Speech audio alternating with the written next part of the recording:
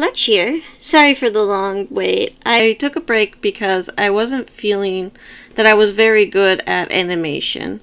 I still feel like I'm not very good at animation, but I have decided that I want to try to get better. So I'm going to start doing some reviews. Today I shall start with a review of Legend of Arceus. Even though I'm pretty sure everyone and their mother have already done a review, I figured why not try this as a way of getting into it. While I haven't finished the game, I'm not going to be too hard on spoilers. I'm going to try to keep this as spoiler-free as possible, and I hope you do the same. Right now, I've beaten 3 bosses, the last one being Arcanine, and the other 2 were Caver and Livagredient. I do believe that's not how it's pronounced. So far, the way I beat them has been the same. You toss something and then attack them until their health is gone. The only difference that I've been able to see have been their movements, the ways that they have attacked. I don't really like or hate the boss fights so far. If I was to be picky, I would say beating them seems to be the same. Just throw something at them and then beat them. I wish there was a little bit more difference. Like for the flower one, she dances. Maybe a dance-off or something. I don't know how you would put that in, but it would be at least something different. As of right now, my favorite character in the game is Valo. I like that he's a traveler and that he brings us into his kind of like gang, quote unquote. He has a Togepi, which looks adorable. Togepi is awesome. I don't like his Togepi's evolves, but that's a rant for another day. However, I do have terrible taste in favorite characters. Usually the characters I end up liking in video games tend to be the bad guy. I don't know why, but they always do, and I've been trying to keep this spoiler free as possible. But I just know that he's going to be bad just because I have such a terrible rep at picking my favorite characters. Now I want to go on to talking about pros and cons of the game. I wanted to do pros and cons because I hate speaking bad about a game and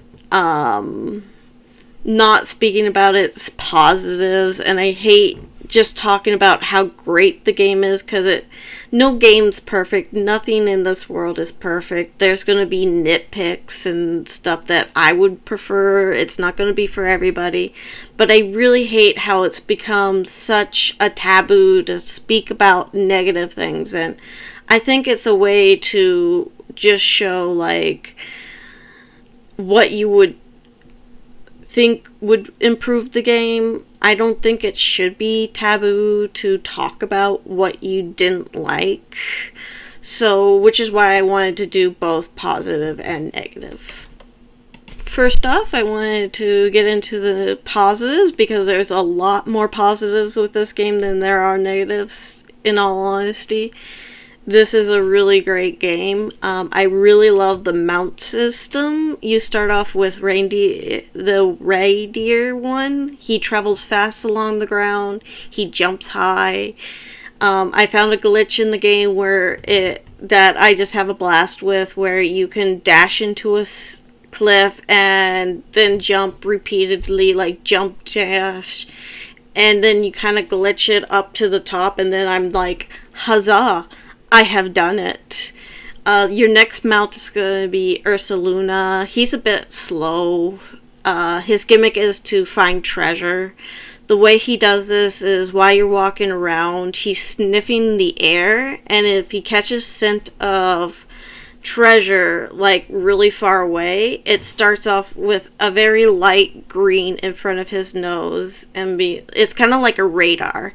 and it starts off very light green, and then like the closer you get, it turns into a blue, and then it's more noticeable, and he moves a little bit faster, and then like when you're like right next to it, it turns red, and he starts like supersonic speeding towards it. And then when you get to the actual spot, it like goes ding with like an exclamation mark, and then there's a button that says like Y for dig, and then when you hit that, he'll dig up treasure for you. I haven't been able to find very many of these, but so far what I have found has been like a sunstone, a mud ball, XP candy, and some lore. My favorite part has been the lore. I don't like that it's hidden buried treasure for the lore, because my favorite part about games is the lore, so I'm gonna have to go treasure hunting for this lore. Hopefully it gets written down somewhere within the game. I haven't checked to see if I can find that lore I picked up, but I hope it's not just pops up and then goes away forever, because I really love going into the lore. But that brings me to the next positive, exploring. This place is so massive, and it's just plains, forest, and towns, little villages, little random huts, random people in the world, and then Pokemon just everywhere. You might see like 50 Bidoof before you see a different Pokemon, mind you. But it is just Pokemon ever. I did find it strange that none of them are hiding in the tall grass. They'll jump into the tall grass and hide, like if you're nearby, but they don't start in the tall grass. They start in the open. So it makes me wonder if like something happened to make them hide in the tall grass, or if they even thought about that. It really makes me feel like when I'm hiding, like Metal Gear Solid, just hiding in the bushes and like being like, hey, you can't see me, but it's like I've had Pokemon spot me, like Mr. Mime Jr., and then attack me, which, surprise, they can attack you. Not only can they attack you, they can make you faint, which I haven't had happen to me yet, but my friend has fainted to Pokemon. If you faint, your bag drops, and then if you go on to online, you can actually find people's bags and pick them up and be like, hey, you dropped this, which is another really nice thing. You don't lose the items forever. The last pro that I have is completing the decks. It's really fun for me.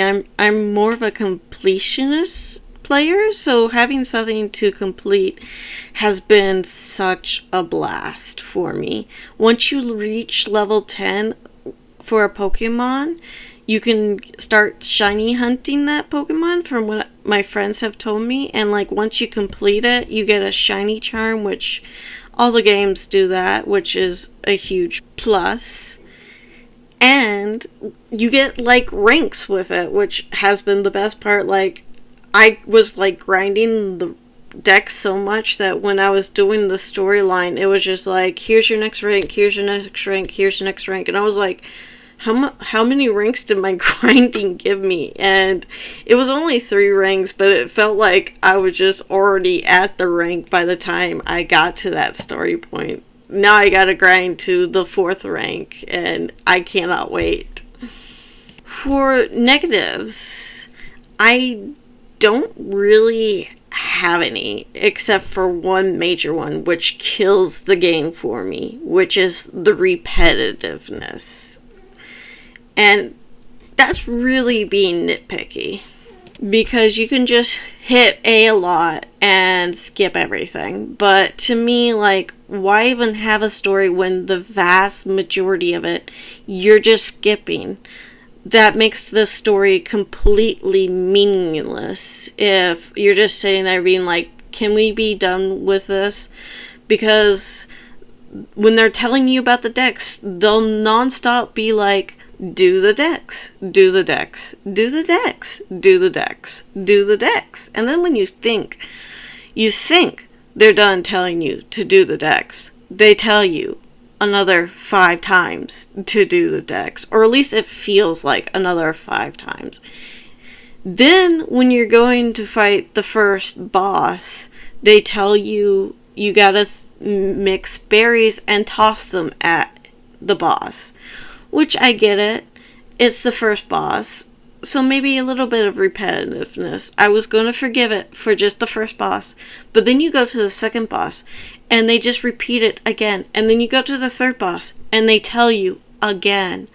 And I really think if they just cut out the vast majority of repetitiveness, it'd be such a better game, because not only do they tell you what you need to do and then you go and do it, they then tell you what you just did to your face, and it's just like, why are you doing this? Please stop.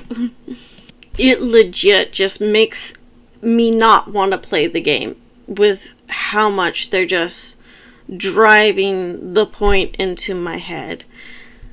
Other than that, it's been so much fun. Like, besides the story, like, if I just ignore the story, it's been so much fun. I don't know if that's a positive or a negative. I personally would rate this game as 6 out of 10. Not too much above average. If they cut out the vast majority of the repetitiveness, it would bump this game up to an 8 out of 10 for me, because it's just so much fun. And the repetitiveness goes to the decks as well. You have to like do 45 moves in a row. It's completely unneeded. It needs to be cut down, in my personal opinion. Other than that, I hope you enjoyed. It's been a blast making this. It was definitely an experience. It took me forever to get around to doing the voice. I've never done a script for my videos, so I hope the script reading was good. Hopefully I didn't sound too robotic-y. I tried to avoid that. Do give it a like if you liked it. If you disliked it, feel free to dislike it. I'm going to try my best to keep it as transparent as possible, even though YouTube's like, no dislikes. I'm going to try my best to keep it as transparent as possible. Thank you so much for watching the video. Have a lovely day.